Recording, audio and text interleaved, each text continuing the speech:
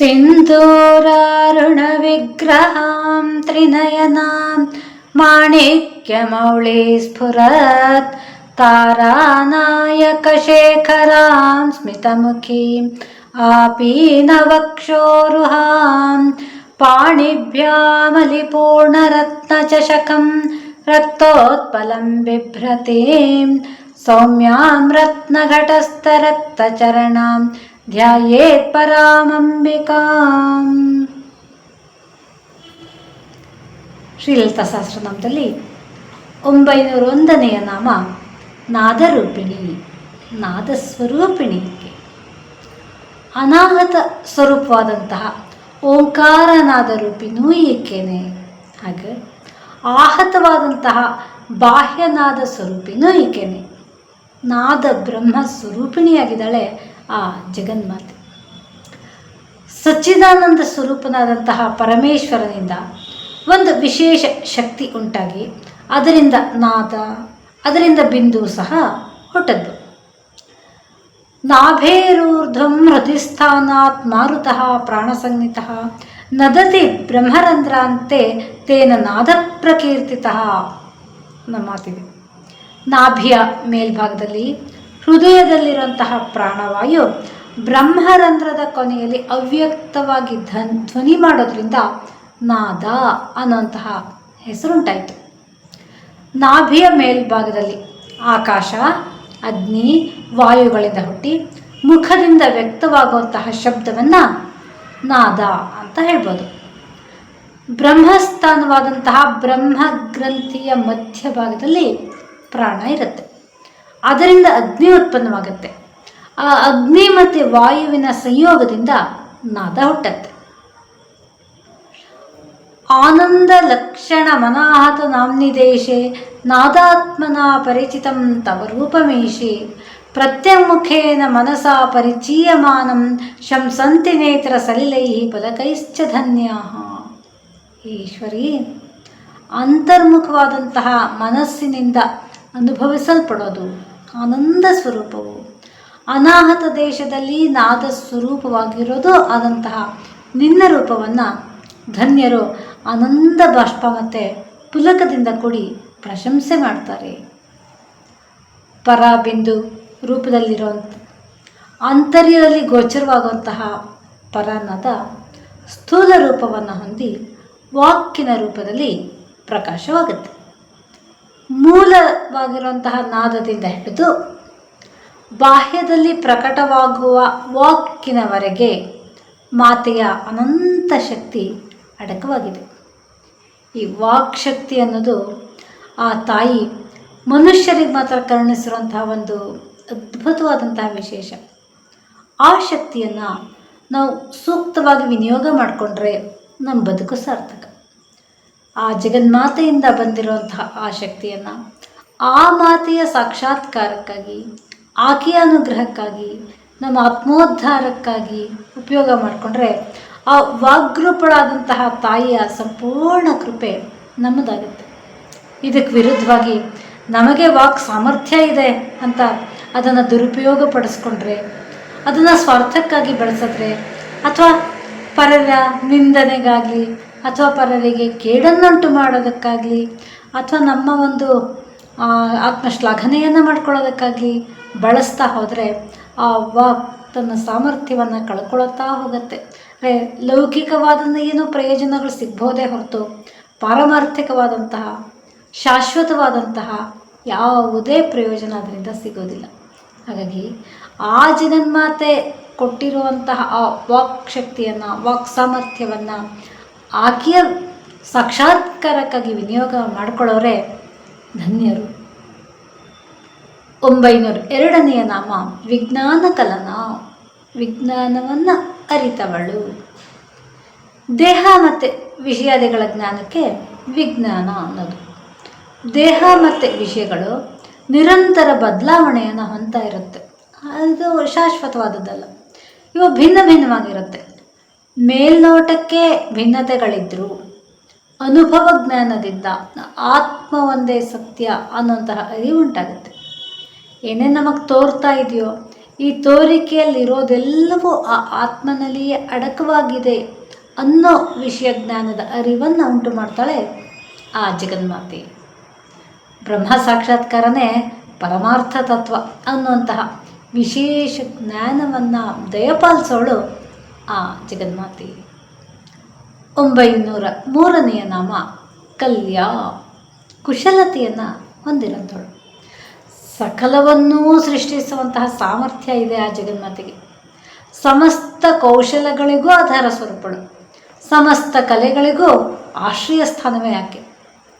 ಉಷಕ್ಕಾಲದ ಸ್ವರೂಪವನ್ನು ಹೊಂದಿರೋವಳು ಆ ತಾಯಿ. ಈಕೆಯ ಕೃಪೆಯಿಂದಲೇ ಭಕ್ತರಲ್ಲಿ ಕೌಶಲ್ಯ ಬೆಳಗುವಂಥದ್ದು ನಾವು ನೋಡ್ತೀವಿ. ಎಂತಹ ಅದ್ಭುತ ಕುಶಲರು, ಅದ್ಭುತ ಕುಶಲ ಕಲೆಗಾರಿಕೆ ಅಂತೆಲ್ಲ ಕೆಲವರು ಇದು ದೈವದತ್ತ ಅಂತಲೇ ಹೇಳೋತ್ತಿವಾಗ ಹೆಂಗೆ ಬಂತು ಇವರಿಗೆ ಗೊತ್ತಿಲ್ಲ. ಈ ಒಂದು ಕುಶಲತೆ ಅದು ದೈವದತ್ತ ಅಥವಾ ಅವರ ಒಂದು ಪೂರ್ವಜನ್ಮದ ಸುಕೃತಗೆ ತಾಯಿ ತನ್ನ ಭಕ್ತರಲ್ಲಿ ಯಾರನ್ನ ಯಾವ ರೀತಿ ಉದ್ಧಾರ ಮಾಡಬೇಕು ಅಂದ್ಕೊಂಡಿದ್ದಾಳೋ ಆ ರೀತಿಯಲ್ಲಿ ಅವರ ಉದ್ಧಾರ ಮಾಡ್ತಾಳೆ. ಆ ಕಲೆಯ ಮೂಲಕ, ಕೌಶಲ್ಯದ ಮೂಲಕ ಒಂದು ವ್ಯಕ್ತಿಯಲ್ಲಿ ಆ ಚೈತನ್ಯ ಸ್ವರೂಪ ಪ್ರಕಟವಾಗೋಳು ಸಹ ಆ ಜಗನ್ಮಾತೆ. ಜಗತ್ತಿನಲ್ಲಿ ಏನೇನು ಕೌಶಲ್ಯಗಳಿದೆಯೋ ಆ ಎಲ್ಲದರ ಮೂಲ ಸ್ವರೂಪನೇ ಆ ತಾಯಿ. 904ನೆಯ ನಾಮ ವಿದಗ್ಧ, ಚತುರಳು. ಸಮಸ್ತ ಬ್ರಹ್ಮಾಂಡವನ್ನು ಸೃಷ್ಟಿ ಮಾಡಿ ಅದನ್ನು ರಕ್ಷಿಸೋದ್ರಲ್ಲಿ ಅಪಾರವಾದಂತಹ ಚಾತುರ್ಯವನ್ನು ತೋರ್ತಾ ಇದ್ದಾಳೆ ದೇವಿ. ತನ್ನ ಸೃಷ್ಟಿಯ ಪ್ರತಿಯೊಂದು ಅವಯವದಲ್ಲೂ ತಾನು ವ್ಯಾಪಿಸಿ ಆದರೆ ಎಲ್ಲದಕ್ಕೂ ಅತೀತಳು ಸಹ ಆಗಿದ್ದಾಳೆ. ಸಮಸ್ತ ಕಲೆಗಳಲ್ಲಿ ಪ್ರವೀಣಳು. ಆ ಶ್ರೀಮಾತೆಯ ಶಕ್ತಿನೇ 64 ಕಲೆಗಳಾಗಿ ಪ್ರಕಟವಾಗಿವೆ. ದುಷ್ಟ ನಿಗ್ರಹ ಮತ್ತು ಶಿಷ್ಟ ರಕ್ಷಣಾ ಕಾರ್ಯದಲ್ಲಿ ಅತ್ಯಂತ ಸಮರ್ಥಳು ಆ ಜಗನ್ಮಾತೆ. 905ನೆಯ ನಾಮ ಬೈಂದವಾಸನ, ಬಿಂದುವಿನಲ್ಲಿ ನೆಲೆಸಿರುವಳು. ಬಿಂದುವನ್ನೇ ಆಸನವನ್ನಾಗಿ ಹೊಂದಿರೋಳು ಆ ಶ್ರೀಮಾತೆ.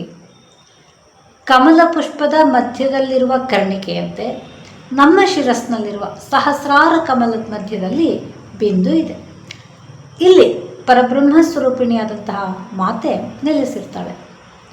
ಮೂಲಾಧಾರ, ಆಜ್ಞಾಚಕ್ರ ಮತ್ತು ಸಹಸ್ರಾರದಲ್ಲಿ ಬಿಂದುವಿನ ಸ್ಥಾನ ಇದೆ. ಭ್ರೂಮಧ್ಯದಲ್ಲಿ ಮತ್ತು ಮೂಲಾಧಾರದಲ್ಲಿರುವಂತಹ ಬಿಂದು ಎಲ್ಲ ನಾಡಿಗಳನ್ನು ಸೇರಿಸಿ ಬಂಧಿಸಿರುತ್ತೆ. ಈ 2 ಸ್ಥಳಗಳು ನಮ್ಮ ದೇಹವನ್ನು ಧರಿಸಿರೋದಕ್ಕೆ ಕಾರಣವಾಗಿರುತ್ತೆ.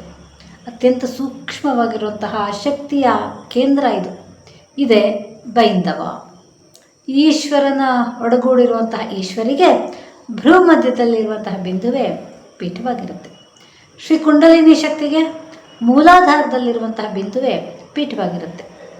ಪರಬ್ರಹ್ಮ ಸ್ವರೂಪಿಣಿಯಾಗಿರುವಂತಹ ಶ್ರೀಮಾತೆಗೆ ಸಹಸ್ರಾರ ಕಮಲದಲ್ಲಿರುವಂತಹ ಬಿಂದುನೇ ಪೀಠವಾಗಿರುತ್ತೆ. ಹಾಕಿನಿ ಮಂಡಲಾದೂರ್ಧ್ವಂ ಬಿಂದು ರೂಪಂ ತುವರ್ತಲಂ. ಹಾಕಿನಿ ಮಂಡಲದ ಮೇಲೆ ವೃತ್ತಾಕಾರದಲ್ಲಿರೋದು ಬಿಂದು ಅನ್ನುವಂತಹ ವರ್ಣನೆ ಸ್ವಚ್ಛಂದ ತಂತ್ರದಲ್ಲಿ ಕಂಡುಬರುತ್ತೆ. ಅಂತಹ ಬಿಂದುವಿನಲ್ಲಿ ಅಂದರೆ ಕೇಂದ್ರ ಸ್ಥಾನದಲ್ಲಿ ಸದಾಕಾಲ ನೆಲೆಸಿರುವಂಥವಳು ಆ ಜಗನ್ಮಾತೆ. ನಮ್ಮ ಸಹಸ್ರಾರದಲ್ಲಿ ನೆಲೆಸಿ ಆ ಮೂಲಕ ಸಮಸ್ತ ಶರೀರಕ್ಕೆ ಶಕ್ತಿಯನ್ನು ಪ್ರವಹಿಸ್ತಾ ಆ ಶರೀರವನ್ನು ನಡೆಸ್ತಾ ಇರೋಳು ಆ ತಾಯಿ. 906ನೆಯ ನಾಮ ತತ್ವಾಧಿಕ, ತತ್ವಗಳಿಗಿಂತಲೂ ಅಧಿಕಳು. ಸಮಸ್ತ ತತ್ವಗಳನ್ನು ಮೀರಿರುವಂಥವಳು ಆ ತಾಯಿ. ಪಂಚಭೂತಗಳಿಂದ ಹಿಡಿದು ಬ್ರಹ್ಮಾಂಡದಲ್ಲಿರುವಂತಹ ಸಕಲ ಸ್ಥೂಲ ವಸ್ತುಗಳಿಗೆ ಕಾರಣವಾಗುವಂತಹ ಅವುಗಳ ಸೂಕ್ಷ್ಮ ಸ್ಥಿತಿಗೆ ಮಹತ್ತತ್ವ ಅಂತ ಹೇಳೋದು. ಇಂತಹ ತತ್ವಗಳಿಗೂ ಉನ್ನತ ಸ್ವರೂಪಿ ಆಕೆ. ಇವೆಲ್ಲವನ್ನು ಅತಿಕ್ರಮಿಸಿ ಯಾವ ತತ್ವದ ನಿಯಮ ನಿಬಂಧನೆಗಳಿಗೂ ಒಳಗಾಗದೆ ಶುದ್ಧ ಚೈತನ್ಯ ಸ್ವರೂಪಿಯಾಗಿದ್ದಾಳೆ ಆ ಜಗನ್ಮಾತೆ. ಎಲ್ಲ ಪ್ರಾಣಿಗಳಿಗೆ ಅನುಭವವನ್ನು ಉಂಟು ಮಾಡ್ತಾ ಯಾವುದು ಪ್ರಲಯದವರೆಗೂ ಸ್ಥಾಯಿಯಾಗಿರುತ್ತೋ ಅದು ತತ್ವ. ಹೀಗೆ ಈ ರೀತಿಯಾಗಿ ಒಟ್ಟು 36 ತತ್ವಗಳಿವೆ. ಪಂಚಭೂತಗಳು, ಪಂಚತನ್ಮಾತ್ರಗಳು, ಪಂಚಜ್ಞಾನೇಂದ್ರಿಯಗಳು, ಪಂಚಕರ್ಮೇಂದ್ರಿಯಗಳು, ಸಪ್ತಧಾತುಗಳು, ಪಂಚಪ್ರಾಣಗಳು, ಮನಸ್, ಮಾಯಾ, ಸದಾಶಿವ, ಶುದ್ಧ ವಿದ್ಯೆ ಇವೆಲ್ಲವನ್ನ ನಿಯಂತ್ರಿಸ್ತಾ ಇದ್ರು. ಇವೆಲ್ಲಕ್ಕೂ ಮೀರಿದಂತಹ ಸಚ್ಚಿದಾನಂದ ಸ್ವರೂಪಗಳು ಆ ಜಗನ್ಮಾತೆ ಶ್ರೀ ಲಲಿತಾ ಪರಮೇಶ್ವರಿ ದೇವಿ ಆಸೀನವಾಗಿರುವಂತಹ ಸಿಂಹಾಸನಕ್ಕೆ 36 ಮೆಟ್ಲುಗಳಿವೆ. ಆ ದೇವಿ ಆ 36 ತತ್ವಗಳನ್ನೇ ಮೆಟ್ಲನ್ನಾಗಿ ಮಾಡಿಕೊಂಡು ಅವುಗಳನ್ನು ತನ್ನ ಅಧೀನದಲ್ಲಿ ಇಟ್ಕೊಂಡಿರೋಳು. ಸಮಸ್ತ ತತ್ವಗಳನ್ನೂ ಅತಿಕ್ರಮಿಸಿರುವಂಥವಳು. ಸಮಸ್ತ ತತ್ವಗಳ ಮೂಲವೇ ತಾಯಿ. ಎಲ್ಲ ತತ್ವಗಳು ಆಕೆಯಿಂದಲೇ ಹೊರಹೊಮ್ಮಿರೋದು. ಆದರೆ ಆಕೆ ಮಾತ್ರ ಅವೆಲ್ಲವನ್ನು ಮೀರಿರುವಂಥವಳು. ಈ ಯಾವ ತತ್ವದ ಬಂಧನಕ್ಕೂ ಒಳಗಾಗದಂಥವಳು. ಯಾವುದೂ ಈಕೆಗೆ ಆಧಾರವಾಗಿಲ್ಲ. ಆಕೆಯಿಂದ ಎಲ್ಲವೂ ಸಹ ಜಗತ್ತಿನಲ್ಲಿ ರೂಢಿಗೆ ಬಂದಿರುವಂಥದ್ದು. 907ನೆಯ ನಾಮ ತತ್ವಮಯಿ, ಸಮಸ್ತ ತತ್ವಗಳ ಸ್ವರೂಪಿಣಿ. ಆತ್ಮತತ್ವ, ವಿದ್ಯಾತತ್ವ, ಶಿವತತ್ವ ಅನ್ನೋ 3 ರೀತಿಯ ತತ್ವ ಸ್ವರೂಪಗಳು ಸಹ ಆ ಜಗನ್ಮಾತೆ. ಪರಬ್ರಹ್ಮ ಸ್ವರೂಪಿಣಿಯು ಸಚ್ಚಿದಾನಂದ ರೂಪಳೂ ಆಗಿದ್ದಾಳೆ ಆ ಜಗನ್ಮಾತೆ. ಈ ಸಮಸ್ತ ತತ್ವಗಳು ಸಹ ಆ ಪರತತ್ವದಿಂದ ಹೊರಹೊಮ್ಮಿರುವಂಥದ್ದು. ಆ ಪರತತ್ವದ ಸಾಕ್ಷಾತ್ಕಾರನೇ ಸಮಸ್ತ ತತ್ವಗಳ ಏಕೈಕ ಗುರಿಯಾಗಿರುತ್ತೆ. ಆ ರೀತಿ ಸಮಸ್ತ ತತ್ವಗಳ ರೂಪದಲ್ಲಿ ಪ್ರಕಟ ಆಗೋಳೂ ಸಹ ಶ್ರೀಮಾತೆನೇ. 908ನೆಯ ನಾಮ ತತ್ವಮರ್ಥಸ್ವರೂಪಿಣಿ. ತತ್ ಮತ್ತು ತ್ವಂ ಪದಗಳ ಅರ್ಥವೇ ತಾನಾಗಿರುವಂಥಳು. ತತ್ ಅಂದರೆ ಅದು, ಅದು ಅಂದರೆ ಪರಬ್ರಹ್ಮ. ತ್ವಂ ಅಂದರೆ ನೀನು ಅಂದರೆ ಅರ್ಥಾತ್ ಜೀವ. ತತ್ಪ್ರತಿಪಾದ್ಯವಾದಂತಹ ಪರಬ್ರಹ್ಮನೇ ನೀನಾಗಿರುವೆ ಅನ್ನೋ ಅರ್ಥವನ್ನು ನಿರೂಪಿಸುವವಳು ಆ ತಾಯಿ. ಛಾಂದೋಗ್ಯೋಪನಿಷತ್ತಿನ ಒಂದು ಮಹಾವಾಕ್ಯ ತತ್ವಮಸಿ ಅನ್ನೋದು. ತತ್ ಮತ್ತು ತ್ವಂ ಅನ್ನೋ ಪದಗಳು ಜೀವಾತ್ಮ ಮತ್ತು ಪರಮಾತ್ಮರ ಐಕ್ಯತೆಯನ್ನು ಸೂಚಿಸುತ್ತೆ. ಅಹಂ ಬ್ರಹ್ಮಾಸ್ಮಿ ಅನ್ನೋ ಅನುಭವವನ್ನು ಸಾಧಕರಿಗೆ ನೀಡುವವಳು ಆ ಪರಬ್ರಹ್ಮ ಸ್ವರೂಪಿಣಿಯಾದಂತಹ ಜಗನ್ಮಾತೆ. ಜೀವಾತ್ಮ, ಪರಮಾತ್ಮ ಇದು ನಮಗೆ ಹೊರಗಡೆ ಬಾಹ್ಯ ನೋಟದಲ್ಲಿ ಬೇರೆ ಬೇರೆಯಾಗಿ ಕಂಡು ಬಂದರು, ಆಂತರ್ಯದಲ್ಲಿ ಅವೆರಡೂ ಸಹ ಒಂದೇ. ಅದೇ ಅಹಂ ಬ್ರಹ್ಮಾಸ್ಮಿ ಅನ್ನೋಂತಹ ಒಂದು ಉತ್ಕೃಷ್ಟವಾದಂತಹ ಸ್ಥಿತಿ. ಆ ಸ್ಥಿತಿಯನ್ನು ಯೋಗಿಗಳಿಗೆ, ಸಾಧಕರಿಗೆ ಅನುಗ್ರಹಿಸ್ತಾಳೆ ಜಗನ್ಮಾತೆ. ಆಗ ಆ ಯೋಗಿಗಳು ಆ ಪರತತ್ವದಲ್ಲಿ ಒಂದಾಗಿ ಆ ದಿವ್ಯಾನಂದವನ್ನು ಅನುಭವಿಸುವಂತಹ ಸ್ಥಿತಿಯನ್ನು ತಲುಪ್ತಾರೆ. 909ನೆಯ ನಾಮ ಸಾಮಗಾನ ಪ್ರಿಯ. ಸಾಮಗಾನದಲ್ಲಿ ಪ್ರೀತಿಯನ್ನು ಹೊಂದಿರುವಂಥಳು. ಋಗ್ವೇದ ಜ್ಞಾನಶಕ್ತಿಯ ತತ್ವವನ್ನು ಹೊಂದಿ ದೇವತಾ ವರ್ಣನೆಯನ್ನು ಹೊಂದಿದೆ. ಯಜುರ್ವೇದ ಕ್ರಿಯಾಶಕ್ತಿಯ ತತ್ವವನ್ನು ಹೊಂದಿ ದೇವತಾರ್ಚನಾ ಕ್ರಮದ ಸ್ವರೂಪವನ್ನು ಹೊಂದಿದೆ. ಸಾಮವೇದ ಇಚ್ಛಾಶಕ್ತಿಯ ತತ್ವವನ್ನು ಹೊಂದಿ ಆ ದೇವತಾ ಶಕ್ತಿಯೊಡನೆ ವಿನಯ, ಭಕ್ತಿ ಹಾಗೂ ಗಂಭೀರ್ಯದೊಡನೆ ಐಕ್ಯತೆಯನ್ನು ಅದು ಸೂಚಿಸುತ್ತೆ. ಆ ತಾಯಿಗೂ ಹಾಗೂ ಸ್ತೋತ್ರ ಮಾಡೋನಿಗೂ ದಿವ್ಯಾನಂದವನ್ನು ಒದಗಿಸುತ್ತೆ ಸಾಮಗಾನ. ವೇದಾನಾಂ ಸಾಮವೇದೋಸ್ಮಿ ಅಂತ ಭಗವಂತ ಗೀತೆಯಲ್ಲಿ ನುಡಿದಿದ್ದಾನೆ. ಅಂತಹ ಶ್ರೇಷ್ಠವಾದಂಥದ್ದು ಆ ಸಾಮವೇದ.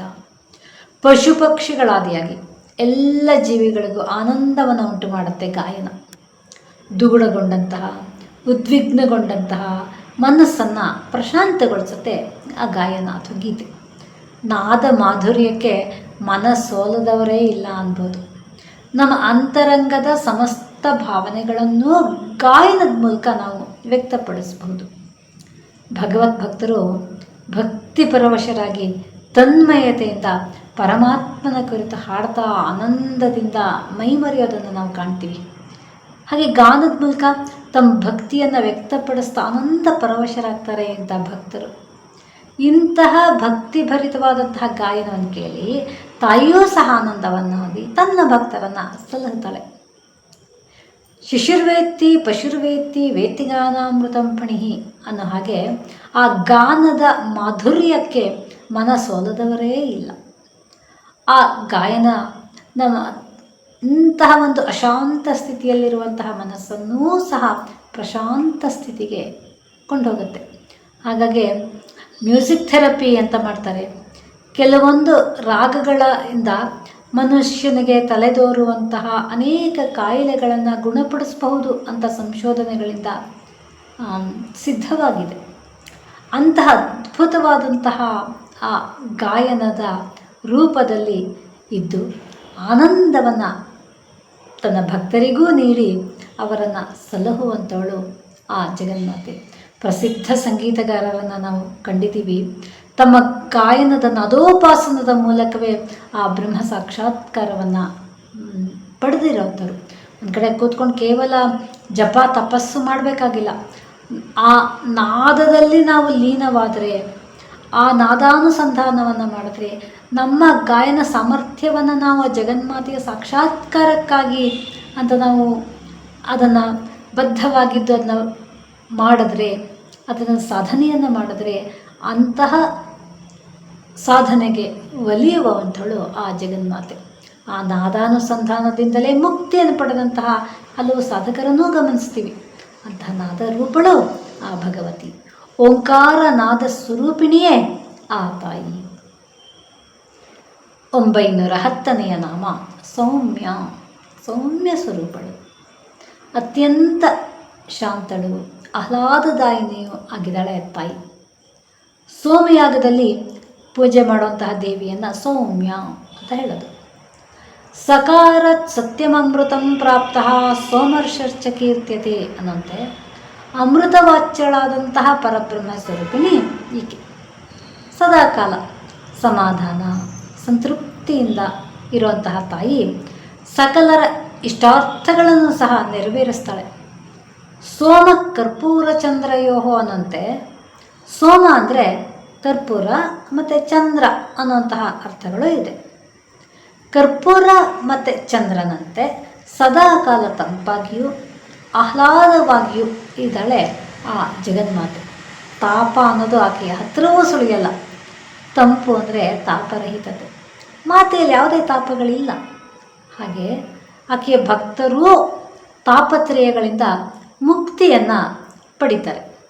ಆ ಮಾತೆಯ ಪ್ರಸನ್ನವಾದಂತಹ ಹಾಗೂ ಮನೋಹರವಾದಂತಹ ಮುಖವರವಿಂದ ಸಮಸ್ತ ಜನರ ದುಃಖಗಳನ್ನು ದೂರ ಮಾಡಿ ಭರವಸೆಯ ಬೆಳಕನ್ನು ಅವರಲ್ಲಿ ಮೂಡಿಸುತ್ತೆ. ಮಮತಾಮಯಿಯಾದಂತಹ ಮಾತೆ ಸದಾಕಾಲ ಸೌಮ್ಯ ಸ್ವರೂಪಳಾಗಿ ಜಗತ್ತನ್ನು ಪಾಲಿಸ್ತಾ ಇರ್ತಾಳೆ. ತಾಯಿ ತನ್ನ ಮಕ್ಕಳ ವಿಷಯದಲ್ಲಿ ಕ್ರೋಧಗೊಳ್ಳೋದಿಲ್ಲ, ಕೋಪವನ್ನು ಮಾಡಿಕೊಳ್ಳಲ್ಲ. ಸದಾಕಾಲ ಸೌಮ್ಯವಾಗಿ ಶಾಂತಳಾಗಿ ಮಮತಾಮಯಿಯಾಗಿರ್ತಾಳೆ. ಹಾಗೆ ತನ್ನೆಲ್ಲ ಸೃಷ್ಟಿಯ ಮೇಲೆ ಮಮತೆಯ ಸುಧೆಯನ್ನೇ ಹರಿಸ್ತಾ ಇದ್ದಾಳೆ ಆ ಜಗನ್ಮಾತೆ. ಅತ್ಯಂತ ಸೌಮ್ಯಳಾಗಿ ತನ್ನ ಭಕ್ತರನ್ನು ಸಲ್ಲುತ್ತಾಳೆ. ನಾವು ದೇವತಾ ವಿಗ್ರಹವನ್ನು ನೋಡಿದಾಗ ಅದರಲ್ಲಿ ವಿಗ್ರಹವನ್ನು ರೂಪಿಸೋದು ಸಹ ಸೌಮ್ಯವಾದ ಶಾಂತವಾದಂತಹ ಮುಖವನ್ನು.